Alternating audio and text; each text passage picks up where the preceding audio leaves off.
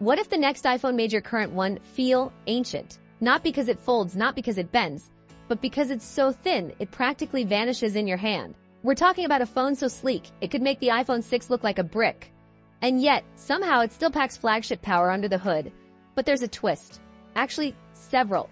And some of them might just break Apple's usual playbook. Welcome back, legends. James here. If this kind of cutting-edge tech excites you even half as much as it does me, go ahead and like the video, subscribe, and hit that bell so you don't miss the next wave of wild leaks and bold designs.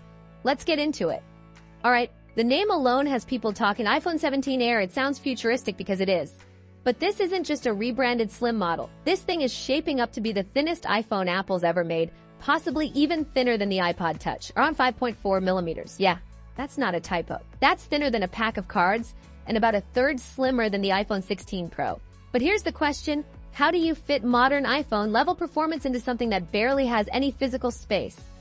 Well, that's where the leaks start getting wild.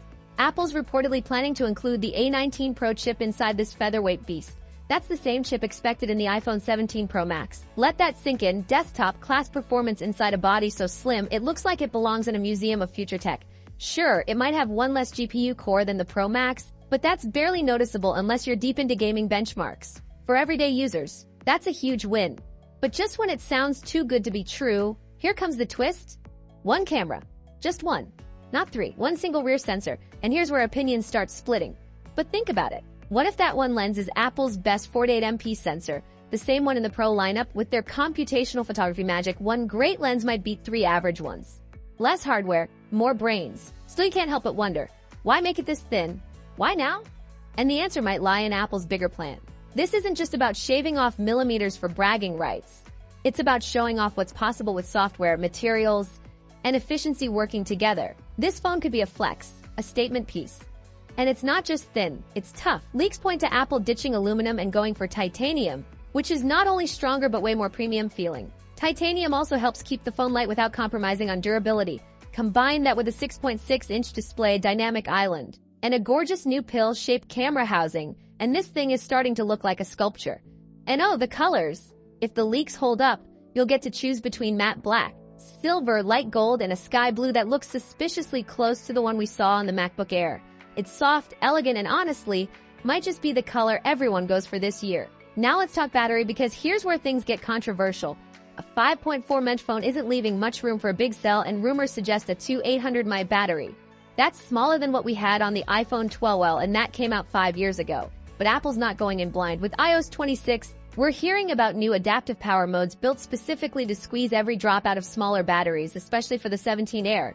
Still, you'll have to trade off a little endurance for that ridiculously slim form factor. It's a balance. Some will love it, some won't, but no one can ignore it. Here's another fun surprise, 12 GB of RAM. That's right, Apple might actually give the Air model the same memory as the Pro, which means smoother multitasking, better gaming, and more breathing room for apps. Even with all those background iOS processes, it feels like Apple's building an affordable Pro model in disguise. Even the physical layout is getting love. Aside from the dynamic island and titanium frame, we might also be seeing a new camera control button, separate from the action button. Think of it like a mini shutter built into the phone's side, quick shots without needing to swipe, tap, or pray Face ID doesn't glitch. All of this while still targeting a $799 price tag. If Apple pulls this off, they could have a phone that looks pro, feels premium, performs like a beast, and still undercuts their top-tier pricing by a few $100. But that brings us back to the big question, is thin really worth it? If the battery life ends up just meh, if the single camera isn't quite enough for photography lovers, and if you're someone who watches a ton of content with just one speaker, will the beauty of the design outweigh those trade-offs? Personally, I think Apple's gambling on the wow factor here. They want people to pick this phone up and feel the future in their hands. And honestly, if the leaks are even half true, it might be one of the boldest designs we've ever seen from them. So what do you think? Would you go for a razor-thin iPhone if it meant giving up a bit of battery and camera flexibility? Or are you all in for the design, the titanium frame, and the sky blue finish? Let's talk down in the comments. I'm curious where everyone lands on this. If you're still watching, huge thanks. Like the video if you had fun, hit subscribe if you want to stay ahead of the curve, and share this with someone who thinks all iPhones are the same. Trust me, this one's different.